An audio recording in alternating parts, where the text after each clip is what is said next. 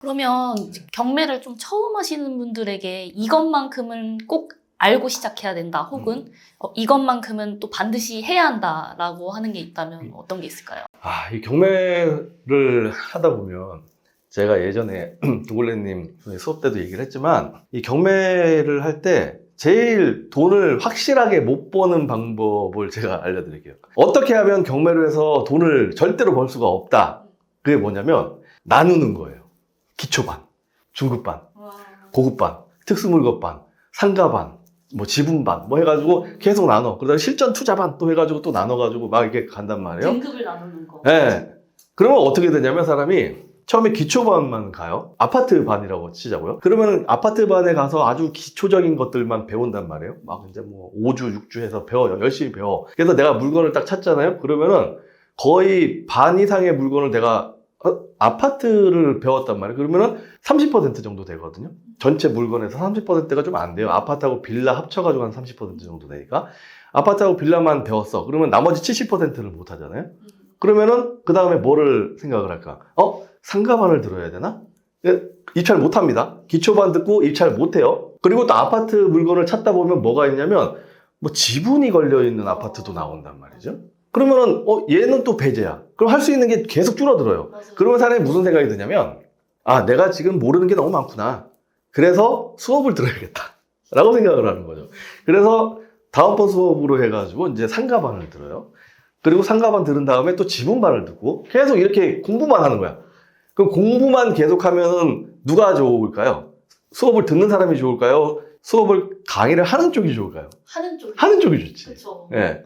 그래서 그렇게 나누는 거예요. 경매에서 돈을 벌려고 그러면 얘를 한 방에 다 해야 됩니다. 그러니까 기초반, 중급반, 상가반, 먼반 해가지고 나눠서는 절대로 돈을 벌 수 없어요. 얘를 전체를 통틀어가지고 짧은 시간에 압축해가지고 엑기스만 배워야 되는 거죠. 그러니까 나누면 안 됩니다. 일단 기초반, 뭐 아파트반, 상가반 이렇게 나누는 게 아니고 아예 경매의 아예 기본부터 말소기준권리라는 기본부터 시작해서 뭐 대항력 나오고 뭐 법정지상권 나오고 지분 나오고 여러 가지 이것들 사실 수업 들어보셔서 알겠지만은 이 개념 자체가 엄청난 개념들이 아니잖아요. 하나 설명을 하는데 한 30분 정도씩밖에 안 걸리거든요. 그리고 그 하나의 개념으로 해서 예를 들어서 뭐 지분이라고 하게 되면 그 지분이라는 걸 설명하는 데는 한 30분밖에 안 걸려요. 그리고 그 지분이라는 걸로 인해서 지분 경매를 통해서 어떻게 수익을 내는지를 설명하는데도 한 1시간 정도밖에 안 걸린단 말이에요. 그 다음은 케이스 스타디예요. 이것들을 한 짧은 시간에 한 5주나 뭐 10주 요 정도에 짧게 배우고 나서 이 모든 것들을 다 포함해서 돈 되는 물건을 찾는데 시간을 써야 되는 거죠.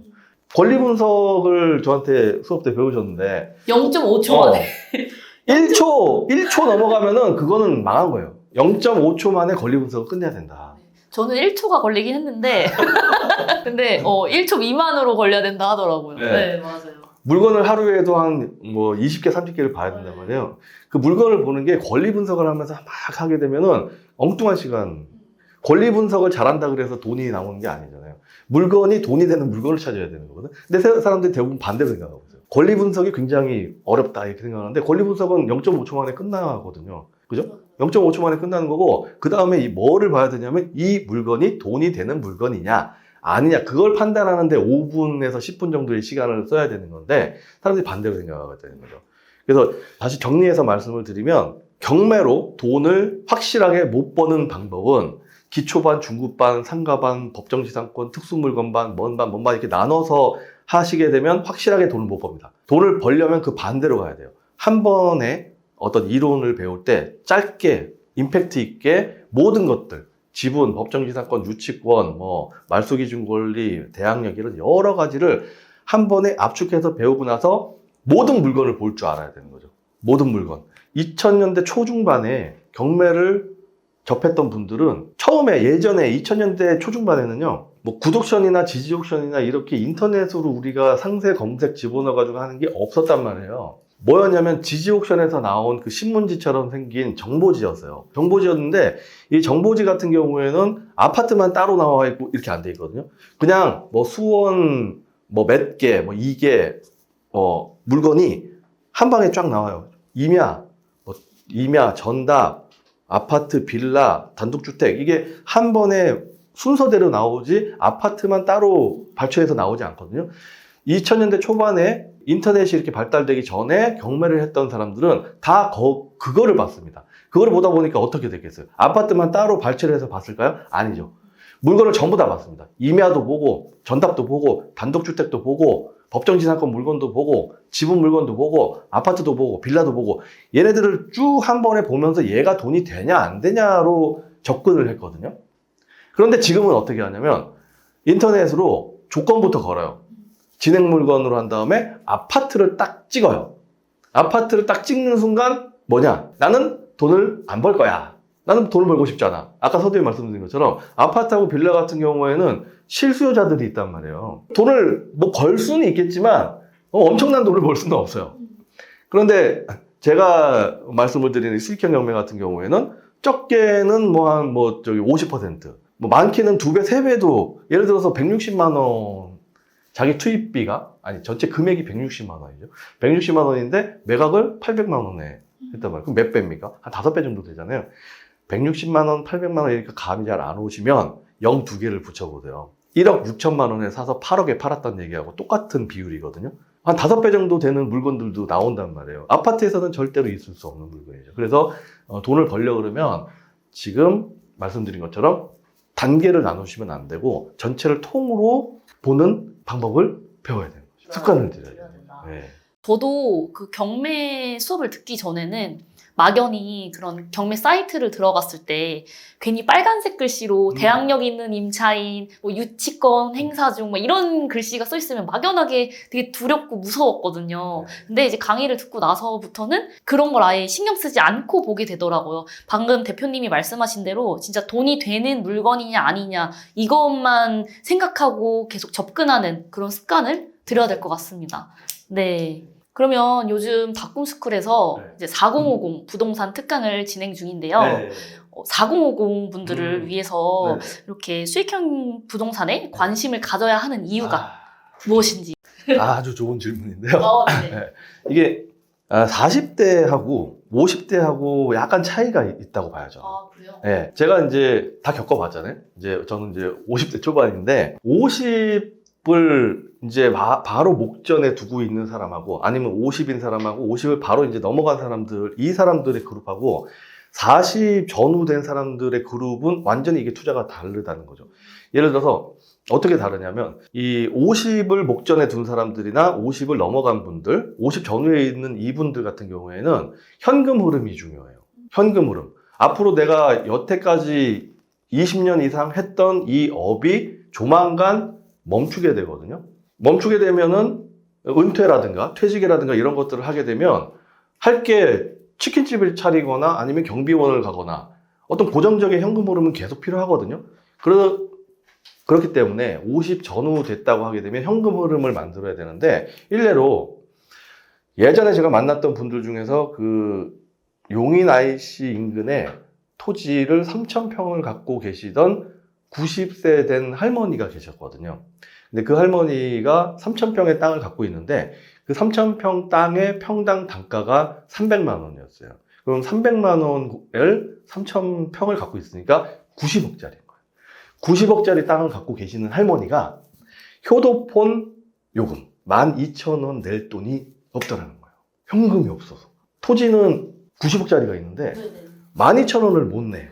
현금 흐름이 없어서. 그래서 그 할머니의 이제 친척이 이제 저랑 아시는 분이어가지고 제가 물어봤죠. 아니, 그러면 그 땅을 팔든지 하시면 되지 않습니까? 라고 얘기를 했더니 자식들 물려줘야 된다는 거예요. 본인은 현금 흐름이 없어요. 그래서 결국에는 이제 좀 여러 가지 얘기를 하다가 그 땅에다가 그 아파트 모델하우스 있잖아요. 아파트 모델하우스를 이렇게 지어서 운영을 하는 사람들이 있거든요. 그분들한테 토지 지료를 월세 내듯이 1년에 한 번씩 지료를 내고 그 땅을 임차하는 거, 빌려서 쓰는 거를 연결을 시켜드렸었는데 그렇게 됐을 때 1년에 1억 2천만 원이었거든요.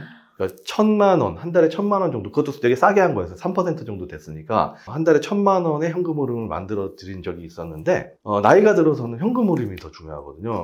그래서 50이 이제 목전에 있거나 50이 이제 바로 지났거나 50인 분들 같은 경우에, 나이가 50인 분들 같은 경우에는 현금 흐름에 중점을 줘야 되는 거죠. 그래서 제가 50인 분들은 주로 이제 신축 수업에서, 수익형 부동산에서도 마찬가지지만, 수익형 부동산 경매에서도 마찬가지지만, 신축 수업에서 차익형, 내가 지어가지고 돈을 얼마 남긴다, 뭐 1, 2년 뒤에 얼마 남긴다, 그 방향을 보시기보다는 수익형, 한 달에 월세가 얼마가 나오느냐, 뭐 건물을 하나 지었는데 들어가는 돈은 아마 3억에서 4억 정도 들어갔는데, 뭐 나오는 돈은 이자 빼고 한 400만 원, 500만 원 정도 되는 건물을 지어서 땅을 깔고 앉아있는 건물을 지으시는 게 좋다라고 말씀을 드리거든요. 왜냐하면 이게 지가상승도 있기 때문에, 월세를 고정적으로 받는 거에다 플러스해서 지가상승도 있기 때문에 이 방향이 좋다라고 말씀을 드리고, 그에 반해서 40 전후이신 분들, 30대를 포함해서 40 전후이신 분들은 그 종잣돈을 만들어야 되는 거죠. 그러니까 조금 공격적으로 이 수익형 경매에서 수업 들으셨으니까 아시겠지만 여러 가지가 있잖아요. 네. 한 20가지의 모델이 있습니다. 그대로 따라하기만 하면, 그 물건만 찾으면은 그 사람들이 뭐 10배 가까이, 10배도 너무 많다. 그 사람들이 2배, 3배의 수익을 얻었던 것들처럼 나도 똑같이 할 수 있거든요. 케이스 스터디를 하게 되면. 그래서 그런 식으로 해서 40대 중반까지는 자기의 종잣돈을 경매를 통해서, 또한 신축을 통해서, 여러 가지 부동산 투자를 통해서 자산을 늘리는 거를 집중하는 시기가 40대 중반까지고, 40대 중반 이후부터는 현금 흐름을 만드는 거를 준비를 해나가야 된다. 정리를 해보자면 이제 30대에서 40대 중반까지는 종잣돈을 최대한 많이 모아가지고 좀 공격적인 투자 혹은 이제 수익형 경매를 통해서 이렇게 수익을 얻고, 그리고 40대 중반에서 50대에는 은퇴를 앞두는 시기이기 때문에 현금 흐름이 중요하다. 그래서 현금 흐름을 위해서는 신축 투자를 통해서 매달 현금 흐름을 만들 수 있다라는 점. 그래서 나이대에 따라서 이렇게 좀 투자 방식이 조금 다를 것 같긴 해요. 50 넘어가지고 60대 가지고 뭐 사가지고 그거 오르기를 기다리면은, 그거는 아까 그 할머니처럼 되는 거예요. 그냥 애들 물려주는 게 되어버리기 때문에 굉장히 삶이 힘듭니다. 막 40대, 50대인데 내가 이전에 투자를 좀 실패해서 혹은 지금까지 모아둔 돈이 없어서 나이는 찼지만 지금 종잣돈이 없다. 그래서 투자하기가 지금 조금 다소 좀 어렵거나 좀 두렵다 하시는 분들도 계실 것 같아요. 어린 나이가 아니더라도 나이가 있으신데도 불구하고 좀 종잣돈이 없는 분들, 그런 분들도 혹시 이렇게 경매를 통해서 수익을 낼 수 있을까요? 적은 돈으로. 적은 돈으로 가능하죠. 근데 일단 저는 기본적으로 생각은 그러니까 희망을 주는 얘기를 별로 하고 싶지는 않거든요. 너무 좋습니다. 그러니까 뭐 뜬구름 잡는 얘기라든가, 뭐 이렇게 하면 엄청나게 됩니다, 이런 얘기를 하고 싶은 생각은 없는데, 일단은 저는 일단 기본적으로는 어떻게 해야 된다고 생각을 하냐면, 나이가 50이 넘어가게 되면, 아이들이 있는 분이라고 하게 되면 일단 대학교 졸업하고 자기 밥벌이는 다 하는 나이가 되거든요. 그러면 과감하게 사는 데를 줄여야 돼요. 대부분 50대 넘어가서 60대 되신 분들은 움직이기를 되게 싫어하신단 말이에요. 그러니까 대출이, 예를 들어 자기가 살고 있는 집이 뭐 5억짜리야. 대출이 뭐 1억이 있어. 그러면은 50이 넘어가게 되면요, 이 대출을 없애야 돼요. 없애고 줄여야지. 외곽으로 가시든지, 뭐 예를 들어서 자기가 살고 있는 집이 5억이다. 대출이 1억을 갖고 있다. 그럼 자기 자금은, 순 자산은 4억이잖아요. 그럼 4억을 갖고 있으니까 2억짜리로 가고, 나머지 이 2억으로 이 현금 흐름을 만들어야 되는 거예요.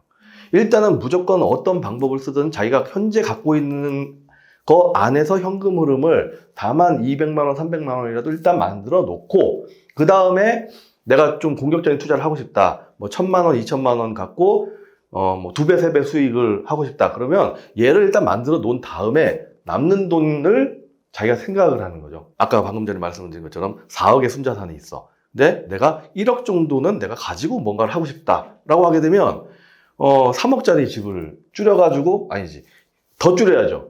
1억짜리 집으로 가서 2억은 현금 흐름을 만들어 놓고 나머지 1억을 가지고 경매를 하던 좀 공격적인 투자, 예전에 30대, 40대 때 했었어야 되는 투자를 이제 병행해서 하는 거는 저는 추천을 하는데, 자기가 여태까지 모아놨던 자산을 전부 다 올인을 해서 공격적인 투자를 하는 거는 저는 반대. 위험이 있다. 왜냐면 제가 항상 얘기를 하는 거지만, 투자를 하는데 이 투자를 하는 그 행위 자체가 즐거워야 되거든요. 그래야 두 번째 것도 하고 세 번째 것도 하고 네 번째 것도 하는데, 투자를 할 때마다 막 살떨리면 야 이거 내 전재산 걸렸어, 큰일 났어, 야, 안 되면 망해, 그렇게 하기 시작하면은 힘들어져요. 그러다 보면 스트레스 받고 가족 간에 싸우게 되고, 그러면은 이 투자도 엉뚱한 방향으로 가거든요. 그래서 항상 투자는 즐거워야 되기 때문에 목까지 차서 하면 안 된다. 그러려면 50이 넘어서는 내가 소액으로 뭐 경매 투자를 하던 부동산 투자를 하더라도 일단은 현금 흐름은 기본적으로 만들어 놓은 상태에서, 진짜 작더라도 50만 원, 100만 원이라도 현금 흐름을 만들어 놓은 상태에서 진행을 해야 된다라고 생각을 합니다.